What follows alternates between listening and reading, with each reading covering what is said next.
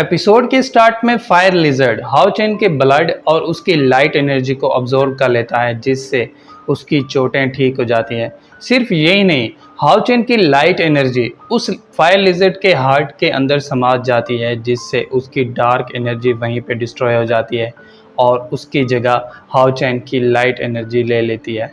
क्योंकि उन दोनों ने ब्लड एक्सचेंज स्पेल को पूरी तरह से कंप्लीट कर लिया था, इसलिए ये देख के एल्डर बहुत खुश हो जाता है। मगर हाओचेन, जिसने अपना ढेर सारा ब्लड उस फायर लिजर्ड को दे दिया था, वो उसकी वजह से वहीं पे बेहोश हो जाता है। ये देख के नालन हाओचेन की हेल्प करने लगता है, मगर फायर लिजर्ड अपनी फायर से उस पर अटैक कर देता है, जिसके लगने से नालन पीछे हट जाता है। हालांकि नालन हाओचेन की हेल्प कर रहा था, मगर फायर लिजर्ड समझता है कि नालन हाओचेन को हर्ट करने आ रहा है, इसलिए ये सोच के वो अपने पावरफुल मूव से नालन पे अटैक कर देता है, जिसके लगने से नालन हर्ट हो जाता है। तभी फायर लिजर्ड अपनी पावर्स को इंक्रीज कर देता है, जिससे उसकी बॉडी चेंज होने लगती है, यानी वो इवॉल्व हो जाता है और उसकी बॉडी पे 2 सर आ जाते हैं। क्योंकि सिर्फ 5वें लेवल के ही डीमन बीस्ट इवॉल्व हो सकते हैं और फायर लिजर्ड दूसरे लेवल पे है, इसलिए ये देख के एल्डर और नालन शॉक रह जाते हैं। तभी फायर लिजर्ड अपनी पावर से एक स्पेल को एक्टिवेट कर लेता है और अपनी टेल से उस स्पेल की एनर्जी को हाओचेन के अंदर ट्रांसफ़र कर देता है।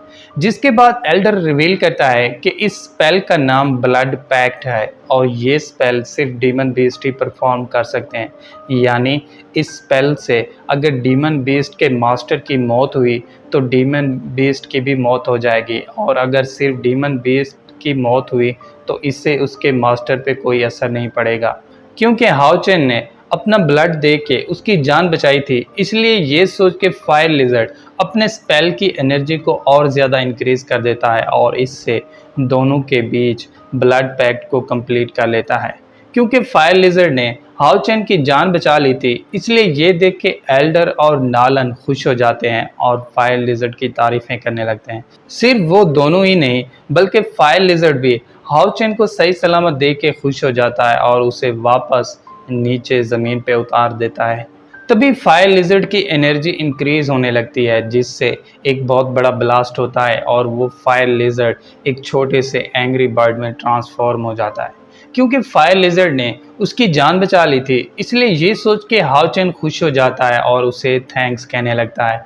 इसी बीच फायर लिजर्ड की बॉडी अजीब सा बिहेव करने लगती है, जिसके बाद रिवील होता है कि ब्लड एक्सचेंज स्पेल से हाओचेन की लाइट एनर्जी ने फायर लिजर्ड की डार्क एनर्जी को डिस्ट्रॉय कर दिया था, इसलिए उसकी बॉडी इस न्यू पावर को यानी लाइट एनर्जी को कंट्रोल नहीं कर पा रही। हालांकि फायर लिजर्ड बहुत ही छोटा हो चुका था, मगर फिर भी हाओचेन उसके साथ खुश होने लगता है। सिर्फ यही नहीं, वो उसे बताता है कि आज से तुम मेरी फैमिली का हिस्सा हो और आज से तुम्हारा नाम हाओ यू है। ये सुनते ही हाओ यू खुश हो जाता है और हाओचेन के साथ हंसी मजाक करने लगता है।